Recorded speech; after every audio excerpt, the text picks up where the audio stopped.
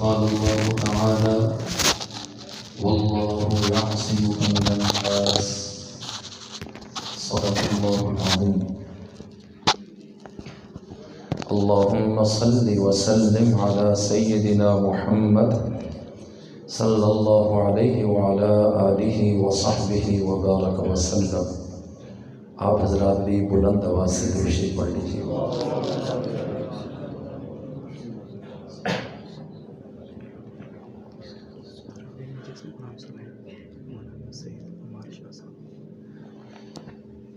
انتہائی قابل احترام ہر دل عزیز معزز علماء کرام، برادران اسلام، عزیزان ملت، میزبان مکرم مولانا وقاص احمد عثمانی صاحب، آج سن 1447 ہجری کے رمضان المبارک کی 28ویں رات کو قدیمی مسجد محلہ عنایت شاہی میں تراویح میں قرآن کریم کے ختم کی مجلس میں آپ شریک ہیں. حضرت مولانا حافظ قاری عمار شاہ صاحب کاظمی نے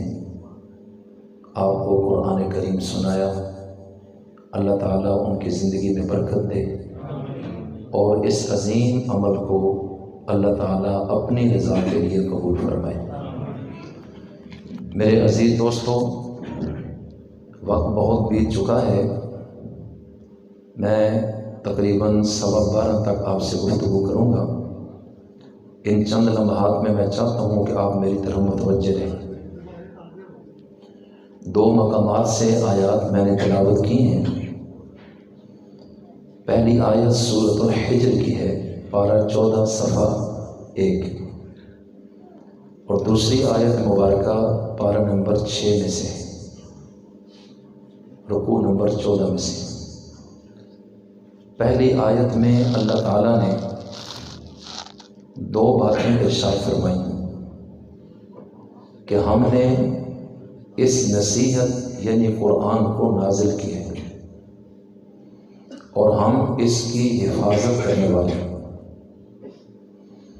تو قرآن کا نزول من جانب اللہ ہے اور قرآن کی حفاظت بھی من جانب اللہ ہے. اس کے نزول میں بھی کسی کا کوئی دخل نہیں، اور اس کی حفاظت میں ظاہراً جو افراد، جو شخصیات، جو ادارے کام کر رہے ہیں،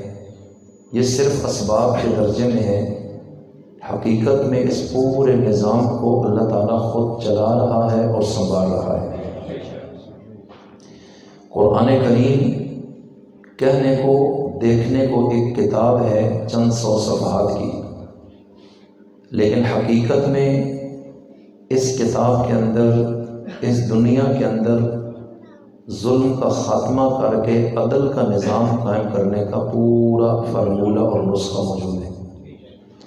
لوگوں کی عزت، آبرو، جان، مال کی حفاظت کا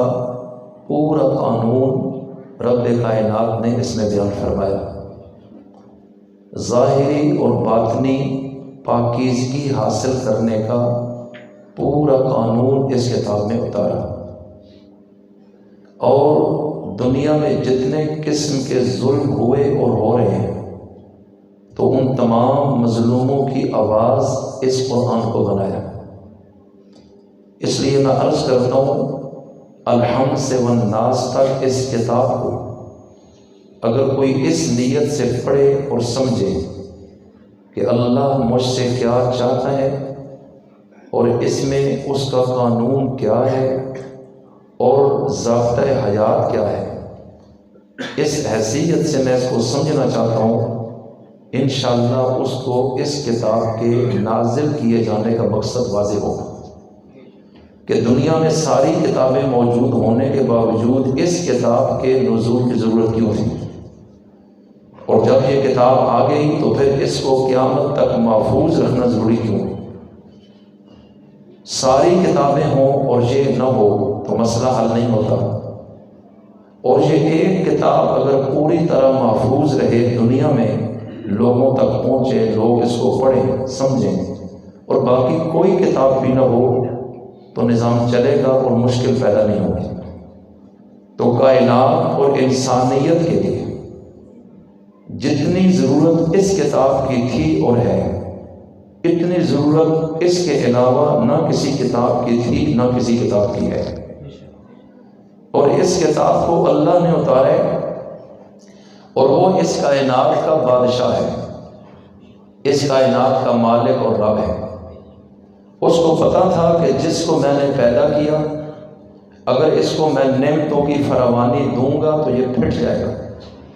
یہ کپڑوں سے باہر نکلے گا، دوسروں کا جینا حرام کر دے گا۔ زیادہ زمین دوں تو فرعون بنے گا، اقتدار اختیار دوں تو دوسروں کی زندگیوں سے کھیلے گا۔ اور جو لوگ غریب غربا اور فقر و فاقے میں پھنسے ہیں، یہ ان کو مکھی مچھر کی طرح قتل عام کر کے اس زمین پہ اپنی طاقت کا لوبہ منوائے گا۔ اللہ انسان کے مزاج اور فطرت سے واقف ہے، اس لیے اس میں اس نے مظلوم کے حقوق کو بھی بیان کیا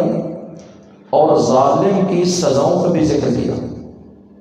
کہ اس زمین پر تمام انسانوں کا برابر رہنے کا حق ہے۔ اس کے وسائل میں نے کسی ایک شخص یا قوم یا قبیلے کے لیے نہیں بنائے، بلکہ ان وسائل پر آدم کی تمام اولاد کا حق ہے، اور وہ حق کیسے ہوگا اس کے لیے جائز قانون اور راستے میں نے بتائے کہ تم حلال کی کمائی کرو گے اور اس سے یہ وسائل پیدا کرو گے، لیکن اگر ناجائز راستے اختیار کیے تو پھر اس کی اسلامی ریاست میں جو سزائیں ہیں، ملک کے اندر ایک طاقت ہوگی تخت اقتدار پہ خدائی نمائندے کی، جو اس کے اس فرعونیت اور تکبر کو کچل دے گی، اور اللہ کے سوا اس زمین پر کسی کو بڑا تسلیم نہیں کرے گی۔ اور وقت کے خلیفہ کا تقرر اس لیے ہوتا ہے، کیا آپ کے علم میں نہیں کہ میرے عظیم نبی کریم صلی اللہ علیہ وسلم نے جو قانون اس قوم کو دیا، آپ خود سب سے پہلے اس قانون الہی کے نیچے رہے۔ آپ نے کبھی اپنے آپ کو اس قانون سے الگ نہیں سمجھا تھا، آپ نے لوگوں کے لیے جو باتیں بتائیں خود اس پر عمل کیا۔ ان کو یہ بولا کہ اللہ کے آگے جھکو تو خود بھی جھکے،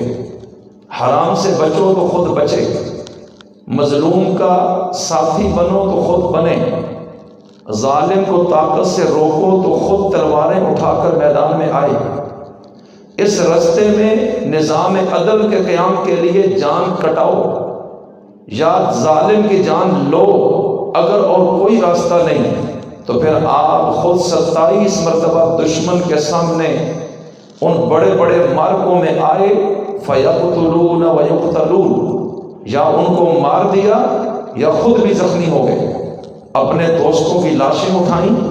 اور ہر قربانی سے دریغ نہیں کیا اور انتہائی اقدامات کیے۔ اور آپ نے دنیا کے ان بادشاہوں اور سرداروں کو جو تخت سلطنت پہ تھے، ان کو خطوط لکھ کر اس بات سے آگاہ کیا کہ آپ اس زمین پر اللہ کے نائب ہیں، آپ اپنا رعب مت قائم کریں، مظلوموں کی کھوپڑیوں سے مت کھیلیں، ان لوگوں کو جانوروں کی طرح مت سمجھیں، آپ کسی کو دبا کر اپنے خوف اس پر مت مسلط کریں۔ میں آپ کو ایک پیغام دیتا ہوں،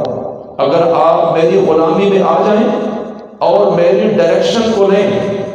تو میں آپ کو تخت سے ہٹاتا نہیں بلکہ اس کو درست سمت کی طرف لگا دوں گا، اور اگر نہیں مانیں گے تو یہ یاد رکھیے پھر اللہ اپنے وارثوں کو اٹھائے گا اور اپنے دشمنوں کو گرا دے گا، اور اس زمین کا وارث اللہ اپنے نیک بندوں کو بنائے گا۔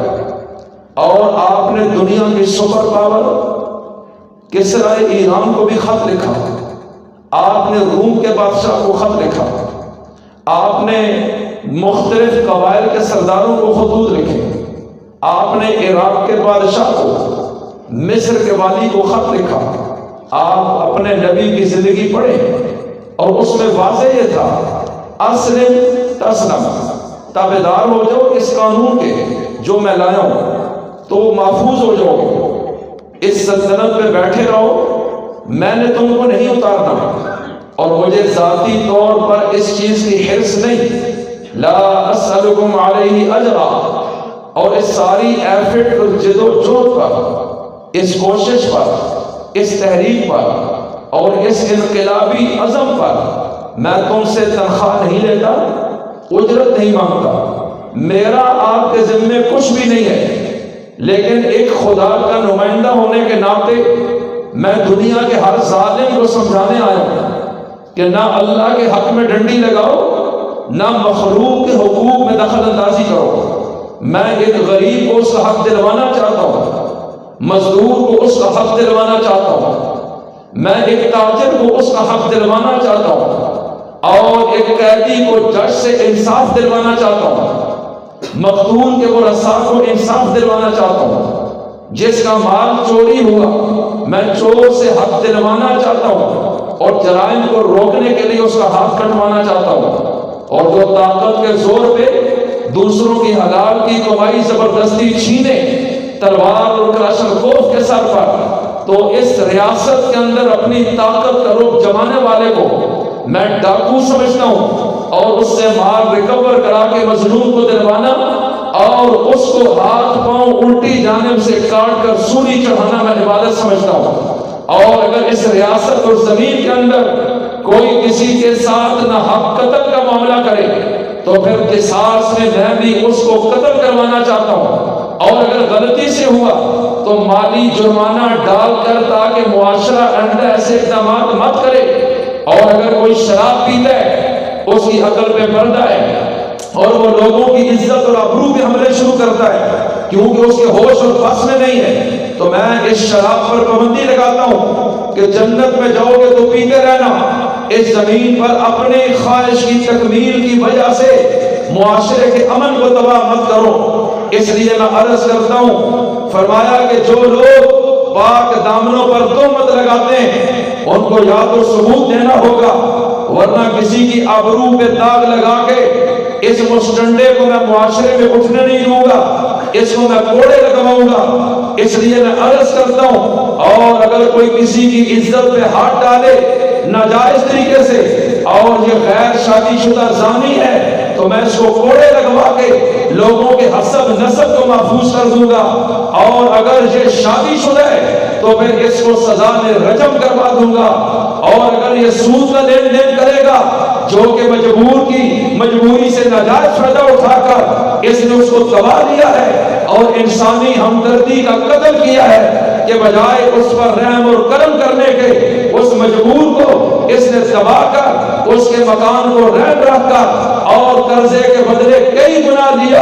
اور اس کی نسلوں کا خون اس نے چوس لیا ہے۔ تو خلاصہ ساری بات کا یہ ہے کہ میں کائنات کے لیے رحمت ہوں، قرآن پوری دنیا کے لیے نظام عدل ہے، نظام انصاف ہے، نظام مساوات ہے، اور مجھے رب نے اس چیز کا نگران بنایا ہے کہ میں ایک ایک شخص اس بات سے آگاہ کروں، کوئی جاہل نہ رہے اور کل یہ نہ کہے مجھے پتہ نہیں چلا۔ اس لیے میں تعلیم دوں گا، پڑھاؤں گا، سکھاؤں گا، پیغام پہنچاؤں گا، اور جو اپنے آپ کو طاقت سمجھتا ہے میں اپنی ٹیم کے لوگوں کے ساتھ اس کے غرور کو خاک میں ملا دوں گا، اور پھر اس دنیا میں دنیا کے تخت پر میں ایسے لوگوں کو دیکھنا چاہتا ہوں کہ جو ہمیشہ اس تخت پر بیٹھ کر اللہ کے بندوں کے لیے ایک اچھی علامت بن جائے۔ بس میری آمد کا یہ مقصد ہے، اور دنیا میں یہ پورا قانون جو میں لاگو کرنا چاہتا ہوں، اس قانون کو قرآن کہا جاتا ہے، اور جو اس کو دنیا میں اپلائی کرا کے دنیا کو امن کا گہوارہ کرنا چاہتا ہے اس کو محمد مصطفیٰ کہا جاتا ہے۔ اس حیثیت سے بھی کبھی قرآن کو پڑھیں تو پھر سمجھ آئے گی اللہ کیوں کہتا ہے غیبت نہ کرنا، زنا کے قریب نہ جانا، نظروں کو نیچے رکھنا، چور کا ہاتھ کاٹنا، ڈاکو کو مملکت کا سربراہ سزا دے، اور اللہ کے قانون میں غریب امیر کا فرق نہیں رکھنا، اور اللہ کے بندے بن کر اس زمین پر نظام عدل قائم کریں۔ یقین جانیں جس ماحول میں یہ آواز کائنات کے عظیم پیغمبر نے اٹھائی اور یہ قرآن کی قانونی شکیں پڑھ پڑھ کے سنائی اور قوم کے شعور کو بیدار کیا اور غریبوں، غلاموں، مزدوروں، کمزوروں، یتیموں، بے بسوں کو ان کے حقوق سے آگاہ کیا اور ان کے دل دماغ سے اللہ کے غیر کا خوف نکال دیا، اللہ کی طاقت اس کے دماغ میں بٹھائی، اللہ کا علم، اللہ کی قدرت اور اللہ کا اختیار و اقتدار جو دائمی ہے، اس یقین پر آپ نے اپنی ریاست کی عمارت کو کھڑا کر دیا اور یہ بتایا ہے کہ یہ جتنے نظر آ رہے ہیں یہ اس کائنات کے مالک نہیں، نہ انہوں نے بنائی ہے نہ انہوں نے چلائی ہے، اور بار بار یہ بتایا اس زمین و آسمان کو تنے تنہا اس پورے نظام سمیت پیدا کرنے والا کون ہے؟ ذرا زور سے بولو۔ بس نبی یہاں سے بات شروع کرتے ہیں اور پھر ان لوگوں کی حیثیت کو گراتے ہیں کہ جو تمہیں طاقتور نظر آ رہے ہیں یہ پہلے کہاں تھے جب پانی کے قطرے پہ ان کی تصویر نہیں بنی، یہ بعد میں کہاں ہوں گے جب موت آئے گی اور یہ زمین کے نیچے چلے جائیں گے، اور یہ تو اپنے وجود کے بھی مالک نہیں، اور جو غذا یہ کھاتے ہیں یہ بھی زمین کے فرش سے 1 سے 700 دانہ میرا خدا نکالتا ہے، پانی کے بغیر ان کی زندگی کا تصور نہیں، اور پانی بھی آسمانوں سے اتارنے والا کون ہے؟ بلند آواز سے بولو۔ بس میرے نبی نے یہ پیغامات چھوٹوں سے لے کے بادشاہوں تک دیے اور کہا سنو جو میری اس دین کا حصہ بنے گا، صدا بادشاہی رب کی ہے، اسی کا عروج اور غلبہ دنیا دیکھے گی، اور جو اس قانون سے ٹکرائے گا اس کے ظلم کا نظام اپنے سمیت اس کو پیوندے زمین کر دے گا۔ اب جو اس چیز کے ساتھ آتے ہیں اور میری ٹیم میں، میری جماعت میں، میرے لشکر میں اس لیے شامل ہوتے ہیں کہ رب کی زمین پر عدل قائم کریں گے، رب کی زمین پہ ظلم کا خاتمہ کریں گے، لوگوں کی عزت محفوظ کریں گے، جان محفوظ کریں گے، مال محفوظ کریں گے، آبرو محفوظ کریں گے، کسی کے لیے مسئلہ نہیں بنائیں گے، ہماری زبانوں سے، ہماری آنکھوں سے، ہمارے کانوں سے، ہماری نیت سے، ہمارے عمل سے کسی کے لیے مسئلہ پیدا نہیں ہوگا، ہم اپنے آپ کو بھی کنٹرول کریں گے اور زمانے کے تحفظ کو بھی ہم یقینی بنائیں گے۔ فرمایا جو میرے اس مشن سے وابستہ ہونا چاہتا ہے، میں تلوار کے زور پہ، ڈنڈے کے زور پہ، تلوار کے زور پہ، تیر کے زور پہ اور گولی کے زور پہ اس سے یہ قانون نہیں منواتا، میں ترغیب دیتا ہوں اگر ضمیر جانتے ہیں اور اس بات کو سمجھتے ہیں کہ میری بات ٹھیک ہے اور سب کے لیے فائدہ مند ہے، اور جو چاہتا ہے کہ دنیا میں عدل کا انقلاب آئے اور وہ میرا ساتھ دینا چاہتا ہے تو وہ اس میں داخل کیسے ہوگا؟ وہ سب سے پہلے میرے ساتھ اس مسئلے میں کھڑا ہو کے یہ اعلان کرے گا ان الذین قالوا ربنا اللہ، کہ ہم سب کا رب صرف اور صرف کون ہے؟ زور سے بولیے۔ فرمایا یہ نعرہ لگا کہ وہ میرے ساتھ آ جائے، غیر کی طاقت کی نفی کر دے، مال و اسباب سے نہیں ہوتا، تعلقات سے نہیں ہوتا، توکل اللہ پہ رکھنا ہے، اور اگر اس رستے میں اللہ پھر تمہیں آزمائے تو مال تمہیں چھوڑنا پڑے گا، جان کٹانی پڑے گی، علاقہ چھوڑنا پڑے گا، قبیلہ قربان کرنا پڑے گا، اور جو لوگ اس میں کامیاب ہو گئے ان کو اس دنیا کے اقتدار کے لیے اللہ چن لے گا، پھر اللہ ان کو کھڑا کرے گا، وہ وقت کے فرعون سے ٹکرائیں گے، فرعون پاش پاش ہوں گے، وقت کے ظالموں سے ٹکرائے گا، ظالم ٹکڑے ٹکڑے ہوں گے، پھر رب ان عرب کے بدوؤں کو اٹھائے گا، حرمین جزیرے عرب کا بادشاہ ہی نہیں بنائے گا، اللہ دنیا کی سپر پاور کو توڑ کے محمد کی جماعت کو اس کا اقتدار عطا کر دے گا۔ الذی یرثها عبادی الصالحون، فرمایا اس زمین کا وارث ہم نیک لوگوں کو بنانا چاہتے ہیں، اور میں قربان ان تمام لوگوں پر اس دور سے لے کے آج تک جنہوں نے اس مشن میں اپنے نبی محمد عربی کا ساتھ دیا ہے۔ زور سے کہو۔ اب آپ بھی بتائیے ہمارا رب کون ہے؟ آہستہ بولو، آواز ضائع نہ ہو جائے، اور آہستہ بولو۔ ہمارا رب کون ہے؟ اصل ظالم میں بھی نہیں، ظالم آپ بھی نہیں، ظالم مولانا وقاص ہیں۔ آج اتنا لیٹ انہوں نے کیا، اتنا وقت ضیاع ہوا ہے، کوئی مقصد نہیں اس چیز کا۔ جلسے مختصر ہونے چاہیے، 1-2 نعت خوان، لوگوں کو بھی تنگ نہ کیا جائے، لمبے جلسوں کا میں قائل نہیں، میری طبیعت پہ بوجھ ہو جاتا ہے۔ تو میں عرض یہ کرنا چاہتا ہوں، اب آپ کی نیند کا ٹائم ہے، میں آپ سے کیا گفتگو کروں، تو میں عرض یہ کرنا چاہتا ہوں کہ ہم سب کو پیدا کرنے والا کون ہے؟ زور سے بولیے۔ تو میرے عزیزوں، جس کتاب نے یہ شعور بخشا اس کو قرآن کہا جاتا ہے، زور سے بولو، کیا کہا جاتا ہے؟ اور جس شخصیت نے یہ شعور پیدا کیا اس کو محمد مصطفیٰ کہا جاتا ہے۔ ان کے علاوہ کوئی بھی نہیں ہے کائنات میں، آپ چیک کریں۔ تو پھر ظاہر بات ہے ساری دنیا کا کفر پلاننگ ان دونوں کے خلاف کرے گا،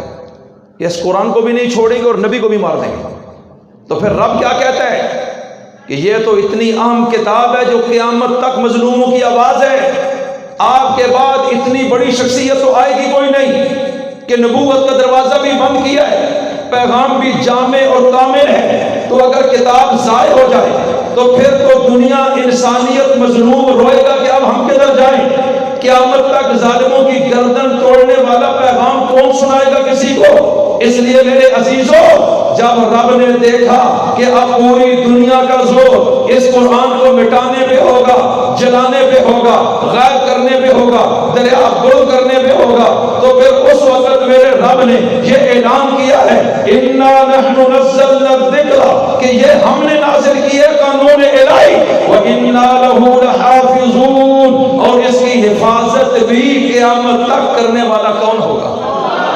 اللہ کہتا ہے میرا پیرا ہوگا، نبی کے ذمے بھی نہیں، مولوی کے ذمے بھی نہیں، پیر کے ذمے بھی نہیں، وزیر کے ذمے بھی نہیں، تاجر کے ذمے بھی نہیں، جرنیل کے ذمے بھی نہیں۔ یہ سوئے گا دشمن حملہ کرے گا، یہ مرے گا دشمن کتاب پہ حملہ کر دے گا، یہ غافل ہوگا تو دشمن چگنا رہے گا، اور پھر دنیا میں یہ بدلیت ہو گیا تو پھر بھی کتاب پہ حملہ ہوگا۔ اس لیے میں نے مخلوق کے ذمے نہیں لگائی ہے کہ یہ مرنے کی چیز ہے، میں نے اپنی ذمہ داری اٹھائی ہے کہ جو غافل نہیں ہوتا، بے خبر نہیں ہوتا، سوتا نہیں ہے، اٹھتا نہیں ہے، ڈرتا نہیں ہے، دبتا نہیں ہے، جھکتا نہیں ہے، بے خبر نہیں ہوتا ہے، موت اس میں نہیں آتی ہے، سمیع بھی ہے، بصیر بھی ہے، دشمن جتنا مرضی آ جائے، اللہ اکبر، سب سے طاقتور تو میں ہوں، سب سے بڑا تو میں ہوں۔ اس لیے قرآن اتارنے کے بعد میں مظلوموں کا رب ہوں، ان کے حقوق کا تحفظ میں کر رہا ہوں، وہ میرا بندہ ہے، اس کا مجھ پہ توکل ہے، اس کی امید کا مرکز میں ہوں، اس کی یقین کا مرکز میں ہوں، اس کی التجائی میرے سامنے ہے،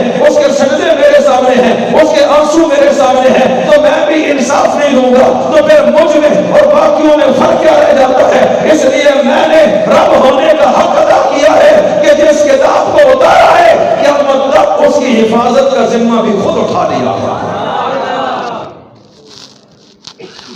تو محفوظ کیسی ہوگی؟ فرمایا سینہ بہ سینہ اس کتاب کو منتقل کروں گا، شکلوں کو، رنگوں کو، نسلوں کو، قبیلوں کو، مختلف عمروں کے لوگوں کو میں چنوں گا، اور کسی کو پتہ بھی نہیں ہوگا کہ دنیا میں 6 بڑے اعظموں سے ہر دور میں وہ سینے چن چن کر اپنا قرآن ان سینوں میں ڈالتا رہوں، اور ان عظیم سینوں میں سے ایک سینہ ہمارے بھائی عمار شاہ صاحب کا بھی ہے۔ سارے کہو سبحان اللہ۔ یہ اللہ کہتا ہے میں نے چنا ہے، اس میں کسی کی شکل میں نہیں دیکھتا، نہ قبیلہ نہ پیسہ، یہ کوئی چھمانا نہیں رکھنی چیزیں۔ اللہ کے نبی نے فرمایا کہ اللہ مالوں اور شکلوں کو نہیں دیکھتا، اللہ اعمال اور دلوں کو دیکھتا ہے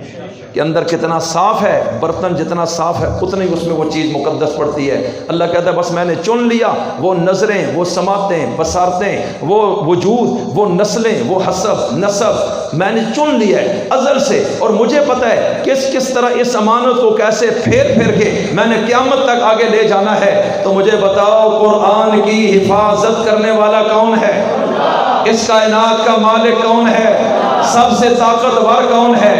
سب پہ حاوی کون ہے؟ سب پہ غالب کون ہے؟ زمین کا نظام چلانے والا کون ہے؟ مظلوموں کی صدائیں سننے والا کون ہے؟ ظالموں کا تکبر توڑنے والا کون ہے؟ جنت اور جہنم کا مالک کون ہے؟ ذرا بلند آواز سے بولیے اللہ کہتا ہے اوے میں تجھے بتانا چاہتا ہوں یہ جو اچھل کود رہے ہیں نا ان کو میں نے پیدا کیا ہے، انہوں نے مکھی بھی پیدا نہیں کی ہے، انہوں نے پتا نہیں اڑایا ہے، انہوں نے پانی کا قطرہ نہیں بنایا ہے، ریت کا ذرہ نہیں بنایا ہے، سورج کی کرن نہیں بنائی ہے، ہوا نہیں چلا سکتے، یہ کسی کو بچا نہیں سکتے، میں مار دوں یہ اٹھا نہیں سکتے ہیں، میں پیدا نہ کروں یہ لا نہیں سکتے ہیں، ان کی کیا شکل ہے، یہ جہاں بیٹھے ہیں وہ جگہ بھی میری ہے، جو کھاتے ہیں وہ چیز بھی میری ہے، جدھر دیکھتے ہیں وہ نظارے بھی میرے ہیں، یہ جہاں چلتے ہیں وہ مٹی بھی میری ہے، یہ جدھر اوپر دیکھتے ہیں وہ چھت بھی میرا ہے، ان کا تو ہے ہی کچھ نہیں ہے، اس لیے یہ پانی کے بلبلے ہیں، ان سے تو نے نہیں ڈرنا ہے، جب میں تجھے کہہ دوں گا کہ تو نے میرے مشن کے لیے کھڑے ہونا ہے تو پھر ڈرنا نہیں ہے، یہ تجھے مار دیں گے، میں تیرے ساتھ کھڑا ہو جاؤں گا بشرطے کہ تو میرا بن جا، اندر سے بھی زنجیریں توڑ دے، بھائی کی غلامی کی زنجیریں توڑ دے اور دنیا کو بتا کہ میں بندہ ہوں وہ میرا رب ہے۔ اللہ کہتا ہے اس رشتے پہ دراز نہ آئے، پھر تو دیکھ اگر تو تعداد میں تھوڑا ہے اور دشمن کئی گنا زیادہ ہے، میدان لگے گا میں دشمن کو گرا دوں گا اور تجھے فتح عطا فرما دوں گا۔ زور سے بولو مدد کرنے والا کون ہے؟ تو اے ربا یہ قرآن وہ مٹانا چاہتے تھے، تو نے کہا میں محفوظ کر دوں گا، تو پھر دوسری ہستی نبی کی ہے، نبی کو ماریں گے، رستے روکیں گے، پتھر برسائیں گے، بیٹیوں کو طلاقیں دیں گے، دندان شہید کرائیں گے، جو ان کو ملنے آئے تو اس کو گھسیٹیں گے، اس کو ماریں گے، زخمی کریں گے، ہڈیاں توڑیں گے، جسم پھاڑیں گے، سخت ادار پہ چڑھا دیں گے، تو یہ تو نبی کے ساتھ بھی دشمنی کریں گے کہ اس بندے نے کیوں لوگوں کو سمجھایا ہے، اس نے کیوں ظالم کو للکارا ہے، اس نے کیوں عدل کی بات کی ہے، تو پھر نبی کے دشمن جو سب سے زیادہ ہوں گے، تو میرا نبی کہتا ہے کہ میں اکیلا ہوں، میری بہن کوئی نہیں، میرا بھائی کوئی نہیں، ابو کوئی نہیں، ماں کوئی نہیں، دادا کوئی نہیں، پورا چچا ہے اور مالی کمزور ہوں، تو پھر تاجر پیشہ ہوں اور آپ مجھے ٹکراتے ہیں دنیا کے سرداری قوم سے، دنیا کے بادشاہوں سے، دنیا کے ظالموں سے، دنیا کے فرعونوں سے، یہ سارے ثواب سمجھ کے مجھے قتل کر دیں گے، تلواریں اٹھا کے آئیں گے، مجھے زہر دیں گے، میرے اوپر جادو کریں گے، اور دشمن نے ہر راستہ اختیار کیا ہے، لیکن میں قربان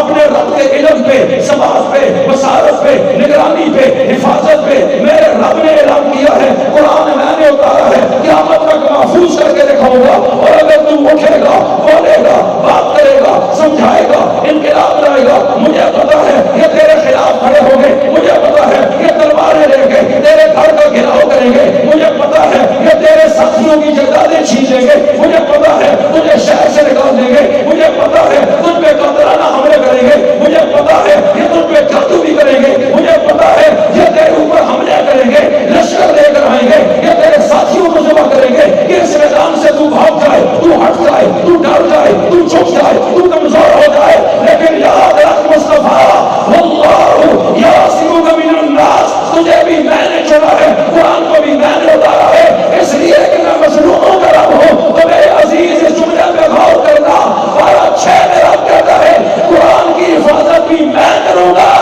مصطفیٰ تیری حفاظت بھی میں کروں گا، تجھے بھی میں بچاؤں گا،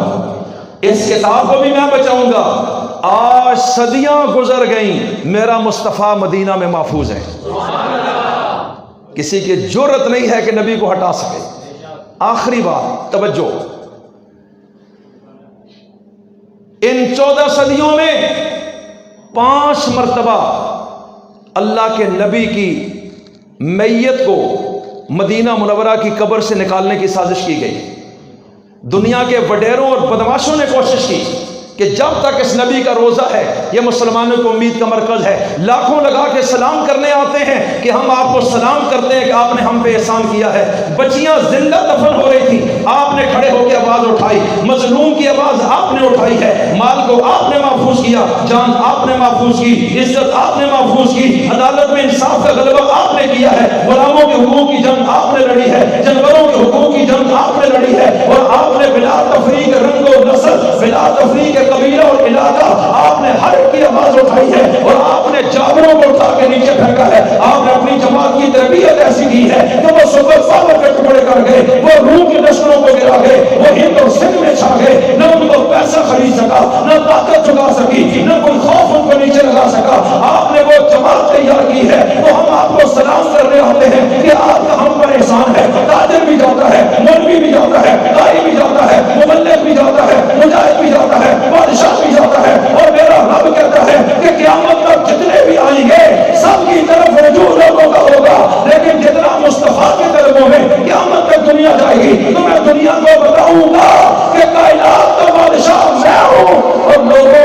کا بادشاہ میرا مصطفیٰ ہے۔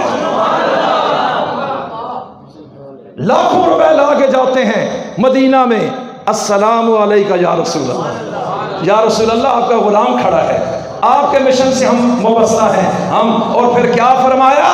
کہ مکہ اور مدینہ میں وہ بندہ جا ہی نہیں سکتا جو میرے مصطفیٰ کی غلامی میں نہ آیا ہو۔ اتنا محفوظ کر دیا ان شہروں کو بھی کہ پہنچنا تو دور کی بات ہے۔ سلطان نور الدین زنگی، سارے کہو رحمت اللہ علیہ، زور سے کہو۔ یہ سلطان صلاح الدین ایوبی کا ماموں تھا، بہت کمال آدمی تھا، وقت کا بادشاہ، جرنیل، غیرت مند، رسول اللہ کا اصل عاشق۔ ملک شام میں دمشق ہے، وہاں کی حکومت اور تخت پہ بیٹھے تھے، مکہ مدینہ بھی ان کی حکومت میں تھا۔ سلطان نور الدین زنگی کو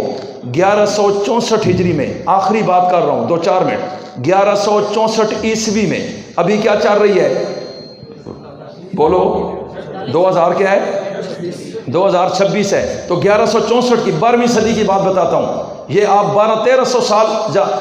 نہیں، اللہ کے رسول 631 میں دنیا سے گئے، 7ویں صدی میں نبی دنیا سے چلے گئے، صدی عیسوی کی بات کر رہا ہوں، توجہ کیجئے۔ تو پھر 8ویں، 9ویں، 10ویں، 11ویں، 12ویں رسول اللہ کے دنیا سے جانے کے تقریباً 500 سال بعد نور الدین زنگی ملک دمشق میں ہے، وقت کا بادشاہ ہے، بڑا مجاہد، غیرت مند، با کمال، تہجد گزار، قرآن کا عاشق، مظلوموں کا درد رکھنے والا، رات کو سویا ہے، خواب میں اللہ کے نبی کی زیارت ہوتی ہے، آپ نے خواب میں کھڑے ہو کے 2 بندوں کی طرف اشارہ کیا اور ان کے چہرے سامنے دکھائے اور کہا کہ محمود، نور الدین زنگی، ان کتوں کو مجھ سے دور کر، میری جان کو خطرہ ہے، اٹھ کے ان کتوں کو قابو کر۔ سلطان نور الدین زنگی یکدم اٹھے، پسینہ ہے، ڈر رہے ہیں یہ کیسی خواب ہے، لیکن پھر توبہ طائب ہوئے، وضو کیا، 2 رکعت نفل پڑھے۔ حیرت کی بات، اللہ کے نبی خواب میں آ رہے ہیں، دوبارہ وہ سوتا ہے، خواب میں پھر نبی آتے ہیں، ارے سلطان نور الدین زنگی، یہ 2 کتے ہیں، میرے وجود تک پہنچنا چاہتے ہیں، تو ان کو پکڑ اور میری جان کو ان سے محفوظ رکھ۔ سلطان پھر گھبرا کے اٹھتا ہے، یہ کیا ماجرا ہے؟ ارے پھر ان کے ذہن میں آیا یہ کوئی ویسے ہی خواب و خیال نہ ہو۔ تیسری مرتبہ جب وہ سوتا ہے، پھر خواب میں رسول اللہ آتے ہیں کہ میں تجھے کہہ رہا ہوں ان 2 کتوں کو سنبھال لے، یہ میرے وجود تک پہنچنا چاہتے ہیں۔ سلطان اب اٹھا، سلطان کی پریشانی کا عالم کوئی نہیں تھا، رویا، پھر ڈرایا کہ سمجھ نہیں آتی ہو کیا رہا ہے۔ اس نے فوراً اپنے سب سے بڑے اور قریبی وزیر کو بلایا جس کا نام تھا جمال الدین موصلی، کہا ادھر آؤ، بڑا عجیب خواب ہے۔ تہجد کا ٹائم اس کے گھر پہنچ گیا کہ مجھے حضور سونے نہیں دے رہے، 3 مرتبہ مدینہ والی سرکار خواب میں آتی ہے، ان بندوں کا چہرہ مجھے دکھایا ہے، تو یہ کیا مسئلہ ہے، مجھے سمجھ نہیں آتی اس کی تعبیر کیا ہے۔ جمال الدین کہنے لگا میں سمجھ گیا ہوں، اس کے لیے مدینہ جانا پڑے گا۔ اس نے کہا فوراً انتظام کرو، لیٹ نہیں کرنا ہے۔ بادشاہوں کے شیڈول تو ملکوں کے پہلے بنتے ہیں، وہاں کے گورنروں کو پتہ چلتا ہے، پروٹوکول لگتے ہیں، لیکن انہوں نے کہا یہ بات اتنے راز کی ہے یہ مدینہ کے گورنر کو بھی پتہ نہ چلے، آپ خفیہ مشن پہ نکلیں۔ اس نے کہا گھوڑے تیار کرو، 20 گھوڑوں کا قافلہ تیار ہوتا ہے، سلطان خود اس میں ہے، جمال الدین اس میں ہے، اور دمشق سے یہ گھوڑے بھاگتے ہیں، 16 دن کا سفر کر کے یہ مدینہ منورہ میں پہنچتے ہیں۔ اس نے وہاں کے گورنر کو بلایا، کہا بات سنو میری، مدینہ میں جتنے لوگ رہتے ہیں میں بادشاہ ان کی دعوت کرنا چاہتا ہوں، دسترخوان لگاتا ہوں، تمام لوگوں کو بلاؤ اور آواز لگاؤ، مدینہ میں کوئی بھی نہ رہے اور بار دسترخوان پہ آ جائیں۔ اب بادشاہ خود چرپائی ڈال کر بیٹھ گیا اور جو بھی اس کے دروازے سے باہر آتا ہے اس کا چہرہ دیکھتا ہے، اور یہ سارے لوگ آ گئے۔ پھر پوچھا کہ ہاں جی ابھی بھی کوئی بچا ہے؟ انہوں نے کہا سارا مدینہ باہر آ گیا ہے، صرف 2 بندے ہیں جو کبھی بھی کسی کی دعوت میں نہیں گئے، وہ بڑے اللہ والے ہیں، وہ تہجد گزار ہیں، دنیا سے کنارہ کاش ہیں، چہرے نور سے بھرے ہیں، لمبی داڑیاں ہیں، ہاتھ میں تسبیحاں ہیں، اور وہ لوگ جہاں کے نہیں ہیں، وہ مراکش کے رہنے والے ہیں، اور وہ ایک مکان میں رہتے ہیں جہاں جنت البقیع کے قریب، وہ صرف اللہ اللہ کرتے ہیں، وہ بادشاہوں کو بھی خاطر میں نہیں لاتے، اور دنیا ان کو سلام کرتی ہے۔ اس نے کہا دل میں ہو نہ ہو وہ یہی نہ ہو، اس لیے اس نے کہا ان کو بھی بلاؤ کہ بادشاہ ملنا چاہتا ہے۔ پھر کہا سنو اگر وہ نہیں آنا چاہتے، وہ بادشاہوں کو پسند نہیں کرتے، اتنے اللہ والے ہیں تو کوئی بات نہیں ہے، میرے ساتھ چلو، ہم خود ان کی زیارت کریے جاتے ہیں۔ ارے جب یہ یہاں سے چلے اور جا کر ان کو دیکھا، سلطان حیران رہ گیا، نبی نے جو 2 چہرے دکھائے تھے یہ انہی لوگوں کی شکلیں تھیں۔ سلطان نے دیکھا پریشان، اس نے کہا گرفتار کر لو، کون ہو؟ کہا مراکش کے رہنے والے۔ کیا کرتے ہو ادھر؟ کہا ہم صرف اللہ اللہ کرتے ہیں، حضور کے شہر میں رہنا چاہتے ہیں، نبی کے عاشق ہیں، یہیں مرنا چاہتے ہیں، زندگی کے دن گزار رہے ہیں، ہم اپنے نبی کے بغیر نہیں رہ سکتے، آپ مہربانی کریں ہمیں اپنے آپ پہ چھوڑیں، ہمارا تعلق صرف روزے رسول کے ساتھ ہے، ہمیں لوگوں سے کچھ لینا دینا نہیں۔ اس نے کہا میں تمہیں بتا رہا ہوں، میں مار مار کر تمہیں نڈھال کر دوں گا، بتاؤ اندر کی اصل بات۔ گرفتار ہوئے، بادشاہ نے کہا کمرہ تو اتنا چھوٹا ہے، اس میں سامان ہی کوئی نہیں ہے، نظر تو آتا کچھ نہیں ہے۔ جب گرفتار کیا گیا پھر اس وقت وہ نیچے جو چٹائیاں تھی وہ اٹھائی گئی، نیچے ایک لکڑی کا تخت تھا، کہا اس کو اکھاڑو۔ جب اکھاڑا تو نیچے ایک سرنگ تھی جو انہوں نے کئی مہینوں سے کھودی، اور پھر وہ پانی کی مشق میں وہ اندر کی مٹی بھرتے اور باہر جا کر قبروں میں تھوڑی تھوڑی ڈالتے، لوگوں کو کبھی محسوس نہ ہوا۔ اور سلطان اس سرنگ میں گیا تو رسول اللہ کے قدموں تک پہنچ چکے تھے۔ نور الدین زنگی بے تحاشا رویا، بعض کتابوں میں ہے رسول اللہ کے پاؤں مبارک سامنے تھے، نور الدین زنگی نے چوما، بے تحاشا رویا، یا رسول اللہ میں آپ کا نوکر، یا رسول اللہ میں آپ کا دیوانہ، میں کبھی بھی آپ تک کسی کو نہیں پہنچنے دوں گا۔ وہاں سے ہٹا، اس نے کہا ان کو باہر لاؤ، مسجد نبوی کے باہر کھلے میدان میں ان کو پھانسی کی سزا دے دو تاکہ قیامت تک کسی کو جرأت نہ ہو۔ مجھے بتاؤ میرے نبی کی حفاظت کرنے والا کون ہے؟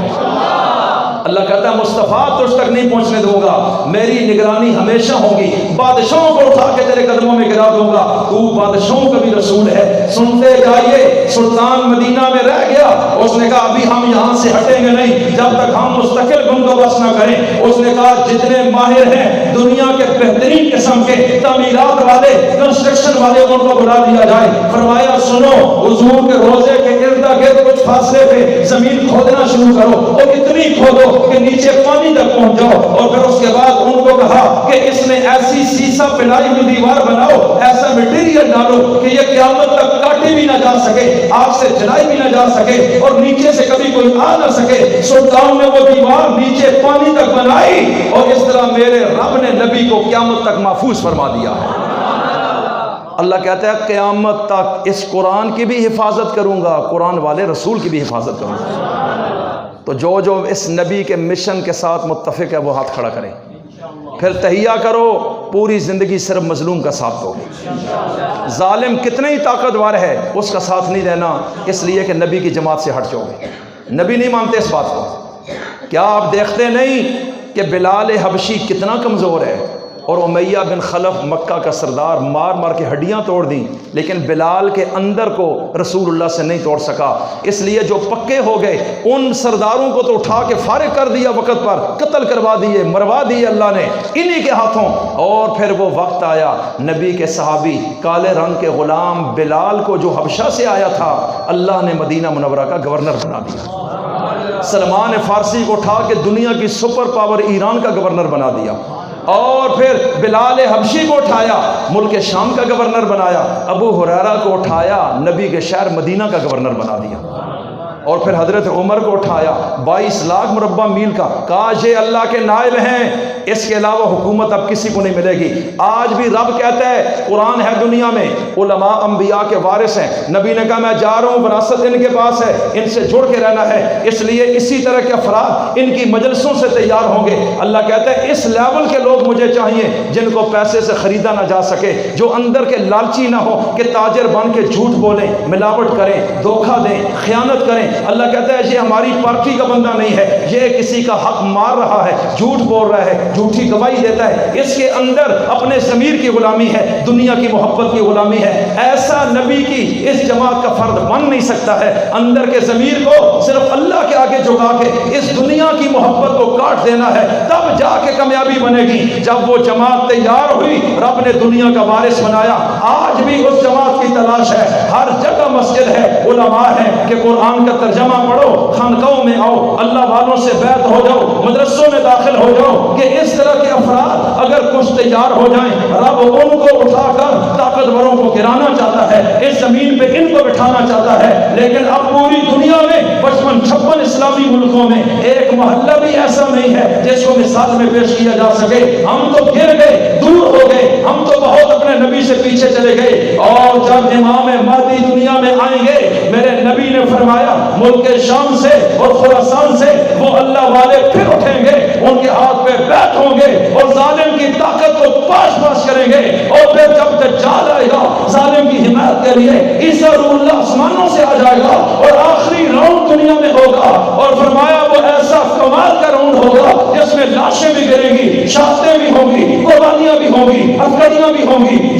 ہوں گی، خون کی ندیاں بھی ہوں گی، لیکن یہ اندر باہر سے اتنے کمال کے لوگ ہوں گے، یہ صرف اللہ کے نظام کے لیے کھڑے ہوں گے۔ اور فرمایا ان کے آنے کے بعد پھر وہ وقت آئے گا